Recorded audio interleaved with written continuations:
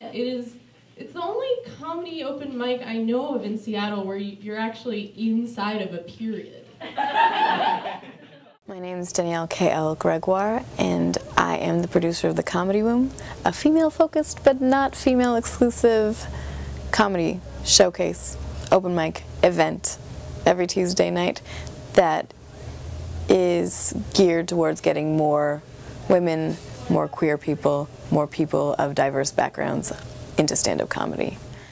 Like, you know, any magazine cover advertises articles that are like, you know, the H&R and Q spots you didn't know she has, or you know, 12 secrets for pleasing him in bed. I'm pretty sure there's only one secret for pleasing him in bed, and I don't think it's a secret. The Comedy Room has some rules. Your material can't be racist, misogynist, homophobic. You ever notice how there's differences between African Americans and Caucasian people? You know what I mean? You know what I mean.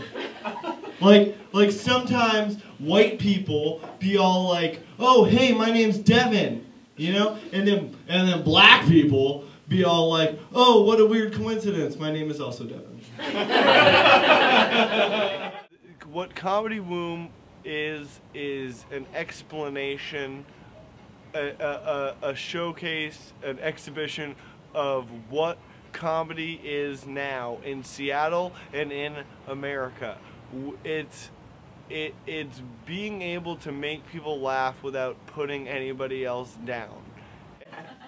Tell you something, guys, the Bowflex is an essential part of my everyday routine. It's where I dry my clothes. I like the Comedy Room because it has a variety of voices present on stage.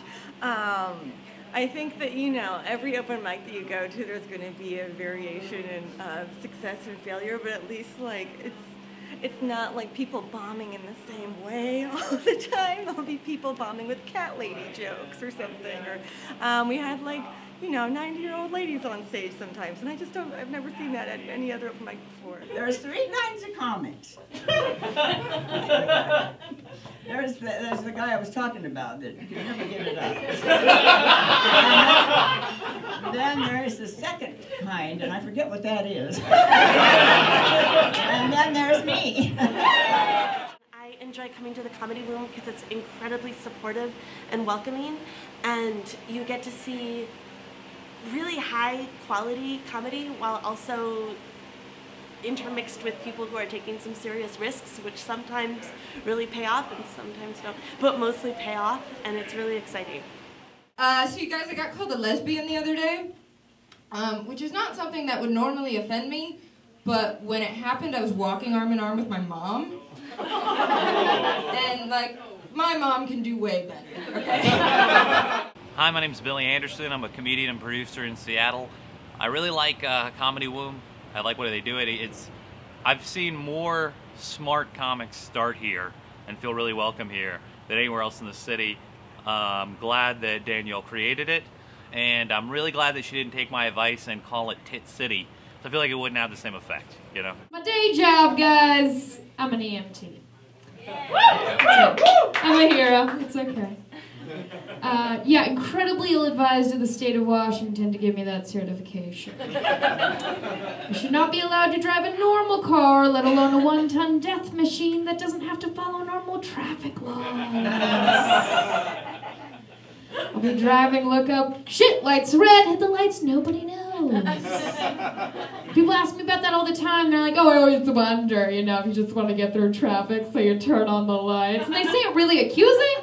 Like, oh, I got you, like, I know you do that thing. I'm like, congratulations, you understand basic human nature. I think the Comedy Room has a very special place in bringing people into comedy and making them feel assured that they can go out to other places as well. I was a weird kid when I was growing up. You know, when you're a kid, I was teased pretty badly. There are like 2 kinds of kids that get teased. There are kids that take it in themselves and get really depressed and sad. And then there are kids that are so fucking weird that they have no sense that you're making fun of them. They just consider everyone else around them like a plebeian in their fantasy world.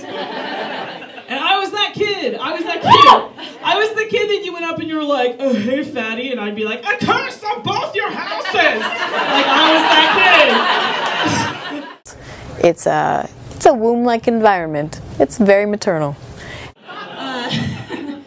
I do speak Spanish. I lived in Spain for a couple of years and I taught English there. And my students were all teenagers, you know, so they'd ask me questions about the United States from time to time. I remember one time one of my students was like, teacher, parties in high school, are they like in the movies? And I was like, yeah, pretty much. But really what I was thinking was like, oh my god, a room full of people thinks I was invited to a party in high school. You should check out the Comedy Room Bumbershoot showcase because it's going to be some of the best up-and-coming comics, like the people who 5 years from now are going to move away from Seattle, so you get to say that you saw them when. That's the exciting part about a very new showcase with people who are so passionate about comedy. And I have chosen people who are committed and are funny and want to make you laugh. And just the energy involved in that is fantastic.